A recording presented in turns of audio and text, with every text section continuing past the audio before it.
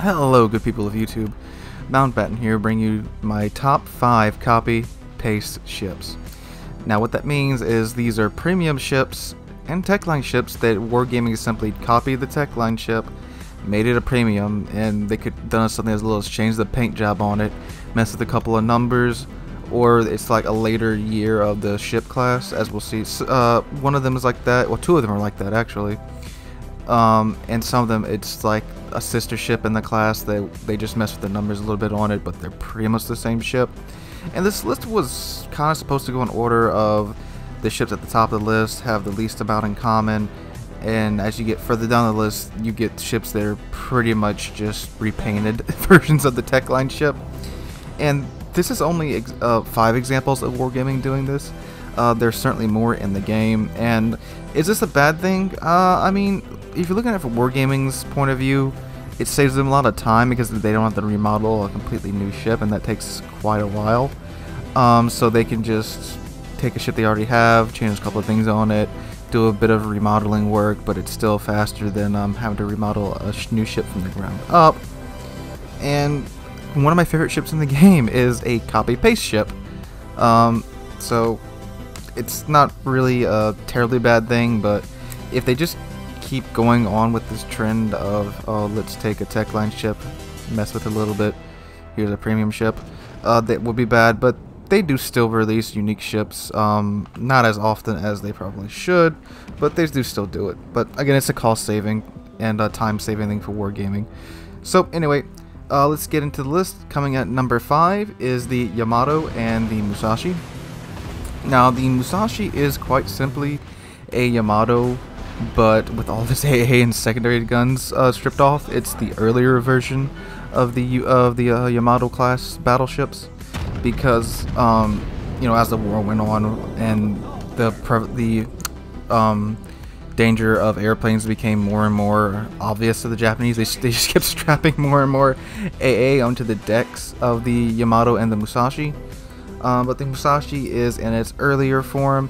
Instead of having that literal mountain of AA and secondary guns, she has I believe they're pretty much Zal turrets. She has 4 of the, I believe they're 155mm guns as secondaries, and she does have some AA guns, but nowhere near the amount that the Yamato has. And she does sit up a bit higher in the water, so she's a bit easier to citadel than the Yamato. And she also has slightly less accurate main battery guns. I believe their segment is 1.8 or 1.9 rather than the Yamato's 2.1. And she's also a tier 9 ship, so you're basically paying to get a nerfed Yamato at tier 9.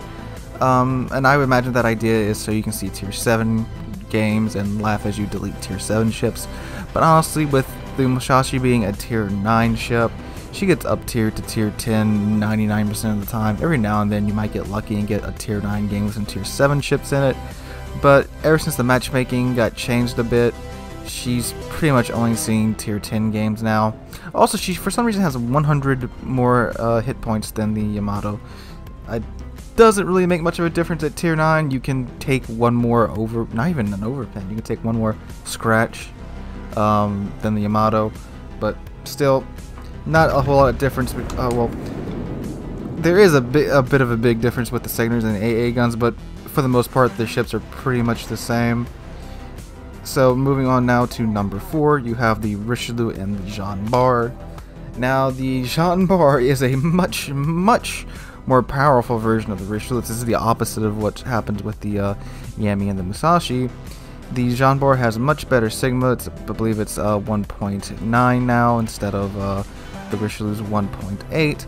Has a 22-second reload versus the Richelieu's, I believe it's 30.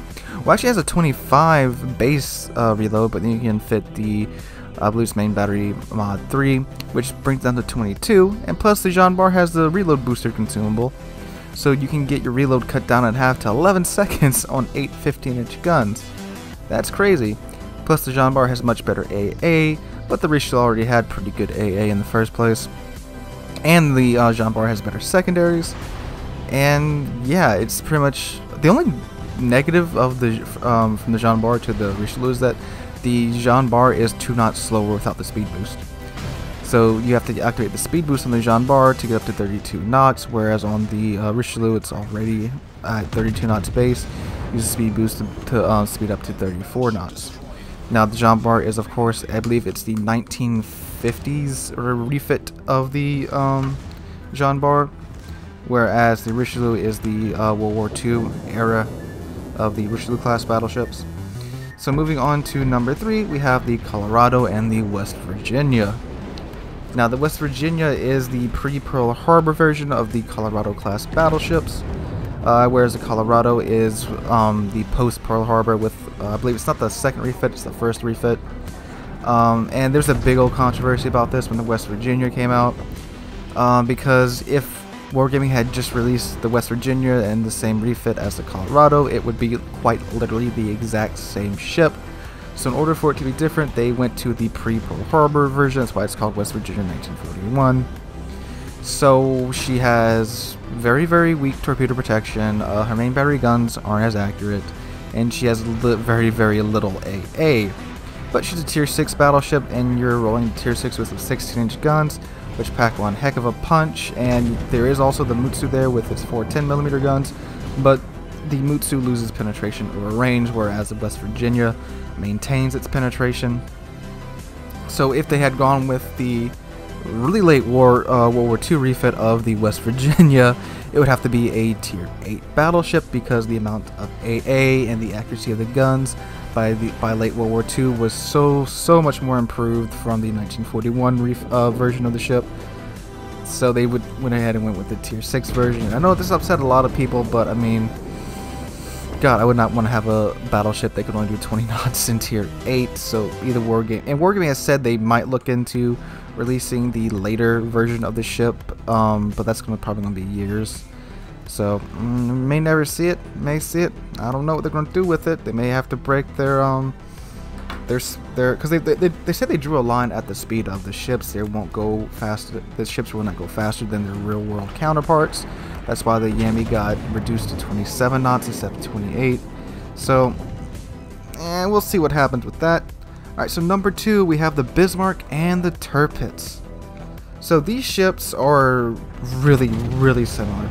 The only difference between the Tirpitz and the Bismarck is that the Tirpitz has torpedoes and less AA guns. And it doesn't have hydroacoustic search. But other than that, they are literally the exact same ship in every way. I mean, there's a couple of modeling differences, like the position of, I think the wing bridges are folded in on the Bismarck, or on the Tirpitz they're extended. But as far as gameplay wise, they're quite literally the exact same ship, except for the AA and torpedoes and the hydro. And I mean, they're both fantastic ships. I own both of them. I don't regret buying the Tirpitz, because Tirpitz is really, really fun. And Tirpitz does have the advantage at close range because she does have torpedoes, and that's the great equalizer. I've seen a Tirpitz get in a brawl with a Yamato and just shove some torpedoes into the Yamato side, and that was the end of the brawl. So, I mean, Tirpitz is the slightly better brawler than the Bismarck. I'm not saying the Bismarck is a bad brawler, because it's not. It's a fantastic brawler. It's a fantastic ship overall. Both of the ships are, because they're really fast battleships with 15-inch guns, which they do have German dispersion, but I mean, they still work just fine. And these are two of the ships that when I get up tier to tier 10, I'm not really too concerned with it, because they just perform so well in their brawling roles. Now, if you sit back and snipe with them, yeah, you're going to have a bad time at tier 10, but other than that, these are two great ships, and I mean, if you want to buy both of them, I certainly wouldn't discourage you from it, but if you just, because they are so similar, if you just have one, there's no real need to get the other one, especially if you have the Tirpitz. But again, Bismarck is just such a great ship and has the better AA than the Tirpitz. Alright, so moving now into the number 1 slot is the Iowa and the Missouri, which I still don't have. Yeah, the Iowa and the Missouri. There is so little difference between these two ships. The main difference is Missouri has radar. Yeah, that's it. Well, Missouri has radar and has that Missouri economy. She just rakes in the money, which is why I spent almost $300. Well, probably over $300 at this point. to get Missouri, and I have to give a shout out to the two of you that actually sent me some money via PayPal to try and get the Missouri again. And that is, my PayPal app would load up. I don't know, my internet's like just dead slow today, y'all. It's crazy. It took me like 2 hours to upload Monday's video yesterday. Okay, the two of them are Christopher Jonathan. He sent me 20 bucks. Thank you, my dude. And Callum Millward, he also sent me $20. And I did get the 5 container bundle of the standard containers with those money. I got 2 of them. Unfortunately, no Missouri still, but again, thank you guys for doing that. But yeah, Missouri, great ship. I'm sure I'm not the only one that's dumped hundreds of dollars into these containers to try and get Missouri.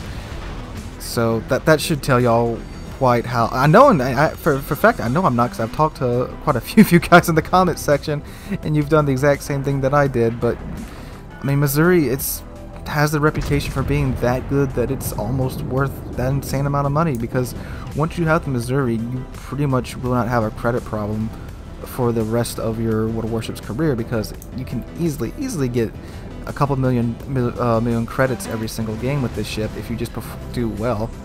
And I mean, I love the Iowa. She's my favorite tier 9, and it's the same as the Missouri, so why would I not want the Missouri? It's just an Iowa, but with radar and much better economy. So guys, that's my list. Again, the Massachusetts is again a copy of the Alabama, which is pretty much a copy of the North Carolina. That's just another example of the another set of copy paste ships, and there's 3 of those. So again, this is by far not the only example of Wargaming just doing copy and paste with their premium ships. Plenty more ships. These are just the 5 that stood out to me most when I was making this list. So again, guys, thanks for watching. Make sure you drop a like, leave a comment, and subscribe if you like the video. We're on our way to 1,500 subscribers, and we're at 1,075 as of me recording the audio for this. So again, that's awesome, and I appreciate you guys subscribing and watching. And again, thanks for watching. I'll catch all of you guys in the next one.